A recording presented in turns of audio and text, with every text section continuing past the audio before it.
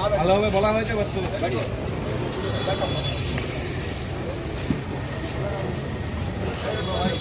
অনেকবার বলা হয়েছে আরে ধরে আছো কেন রাখো মানে চলে গেলে কি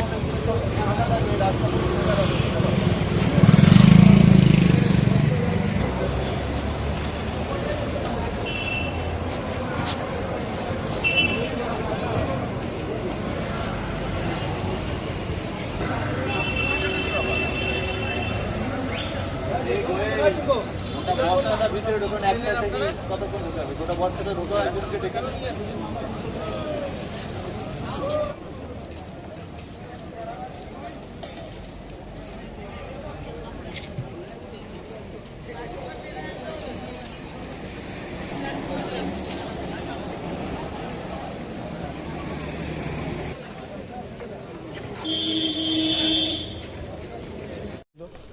এই অবস্থা এখন আমরা কি খাবো কি করবো এখন মাথা কাজ করতে না। আমাদের তো সব সংসার ধর্ম আছে। পুলিশ এসে বললো যে ফুটপাতে কিচ্ছু বসা চলবে না। হ্যাঁ ফুটপাতে কিচ্ছু করা চলবে না, তোমরা ভেতরে বসলে বসতে পারো, ফুটপাতে ভিতরে বসতে দেবে তার কোনো গ্যারান্টি নেই। আমরা দীর্ঘদিন ধরে এখানে বসে আসতেছি, দীর্ঘদিন ধরে বসতেছি এখানে পেটে আমরা বসে, যেটা কেউ 10 বছর কেউ 5 বছর ধরে এই সরকার এসে এই অবস্থা। কি করবেন এখন? আমাদের কি করবো, কিছু তো করার নেই এখন কি করা যাবে, কিছু করার আছে এখন কিছু করার নেই। লাথি মারলো এই সরকার, মাত্র 22 দিন এই অবস্থা। আমরা তো এই করেই খাই, 22 দিন এই আমাদের তো আর অবস্থা। কোনো লাইন নেই। আমাদের তো সংসার ধর্ম আছে, এই রেডিমেডের উপর সব চলে আমাদের বউ ছেলেপুলেরা সব ফুটেই ব্যবসা আমাদের তো অত আমাদের যদি অবস্থা ভালো হতো আমাদের স্ট্যান্ডে বসতে পারতাম, কিন্তু আমরা ফুটে কেন বসতেছি। আমার নাম মোহাম্মদ ফরিদ মল্লিক। আমি কাটোয়া থেকে এসেছি, 144 কিলোমিটার রাস্তা মাল নিতে এসেছি, ফুটপাতে ব্যবসা করে খাই। এখানে এসে দেখি মালপত্র কিচ্ছু নাই, কোনো দোকানদার নাই। আমরা ঘুরে ঘুরে বেড়াচ্ছি, কখন বলবে তাও কেউ কিছু বলতে পারছে না। তাহলে এই অবস্থা আমরা কোথায় যাব মাল কিনতে? আমরা প্রতি সপ্তাহে হাটে আসি, প্রতি সোমবার রাতে আসি। আমি কাটোয়ায় চলে যাই, কাটোয়ায় আমার ফুটপাতে ব্যবসা, কাটোয়ায় বিক্রি করি।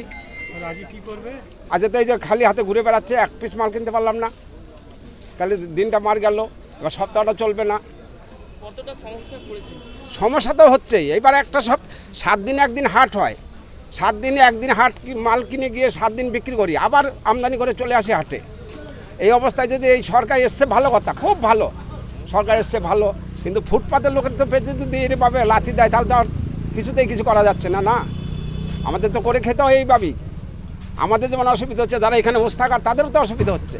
আমরা যাদের কাছ থেকে মাল কিনি, যে এইসব লোকের কাছে সবার কাছ থেকে মাল কিনি, সরকার চেয়েছিলাম, কিন্তু এইভাবে পরিবর্তন চাই নাই, এইভাবে পরিবর্তন চাই নাই। সরকার পরিবর্তন হতেই পারে, তাহলে আজ রেলের হকার তুলে দিচ্ছে, এই হাওড়া হাটের হকার তুলে দিচ্ছে, তাহলে আমরা কোথায় যাব? আমরা তো মাল কিনতে এসেছি, বলেন 144 কিলোমিটার রাস্তা কাটোয়া এখান থেকে। আমার নাম ননীগোপাল দেবনাথ, কাটোয়ায় বাড়ি। আমরা এখানে দীর্ঘদিন ধরে বসছি, হ্যাঁ, মোটামুটি মঙ্গলবার সোমবার, হ্যাঁ, আজকে হঠাৎ এইভাবে দোকানটা তুলে দিয়েছে, বসতে দেয়নি, সব বললো যে যার ভিতরে ঢুকে যাও। ভিতরে এখন এইভাবে বসতে দিয়েছে, এবারে সামনের সপ্তাহ থেকে বসতে দেবে কি না দেবে তার কোনো ঠিক ঠিকানা নেই। হ্যাঁ, এবারে তো আমরা তো এই করেই খাই, হ্যাঁ, সপ্তাহে 1 দিন 2 দিন, এবারে এইভাবেই আমাদের সংসার চলে। আমাদের বউ ছেলে বলে তো আছে, এবারে যদি না বসতে দেয় আমরা কোথায় যাব? হ্যাঁ, সরকার এসছে, পরিবর্তন হয়েছে, খুব ভালো জিনিস, আমাদের বসতে দিক, নাহলে আমরা যাবো কোথায়? আমাদের এইভাবে তো নাহলে তো অসুবিধা হয়ে যায়। আমরা চেয়েছিলাম তো যাক, এই সরকার এসছে, পরিবর্তন করেছি, যাক ভালো, যদি আরও সুবিধা হয়, হ্যাঁ, যে ভালো কাজ হবে। হ্যাঁ, তার মধ্যে দেখছি তো তার উল্টো হয়ে গেছে। হ্যাঁ, ধরেই এখন উঠে দিয়েছে। হ্যাঁ, আমরা তো রাত্রেবেলায় আসি, সকালবেলায় তুলে দিই, কোনো সমস্যা হয় না। হ্যাঁ, 4টে আমরা 6টা 7টা পর্যন্ত বসতে দিই, আমাদের 9টা পর্যন্ত বসি, একটু কমিয়ে দিক টাইম, তাতে কোনো অসুবিধা নেই। অনেক দূর থেকে আসছি, উড়িষ্যার কাছে বাড়ি আমাদের। উড়িষ্যার জলেশ্বর। এখানে তো মাল কিনতে এসেছিলাম হাটে, এবারে তো দেখছি পরিস্থিতি খারাপ, দোকানদারদের তো বসতে দিচ্ছে না সবাইকে। তো এই যে এখন আমরা এসে এখানে সমস্যায় পড়েছি, এখন কি করব বুঝতে পারছি না। এখন একটা কিছু করা দরকার আছে, যে একটা টাইমের ব্যাপার দরকার, টাইম যদি বেঁধে দিত তাহলে আমাদের সুবিধা হতো আর কি। একটা সময়ের মধ্যে, তো রাত্রির বেলায় সারা রাতের ব্যাপার না। এখান থেকে মাল কিনে এখানে কি প্রত্যেক সপ্তাহে আসো? হ্যাঁ, প্রত্যেক সপ্তাহে আসি, এখান থেকে মাল নিয়ে যাই, নিয়ে গিয়ে আমরা বিক্রি করি, আবার আসি এখানে। আজকে তাহলে কি করবে?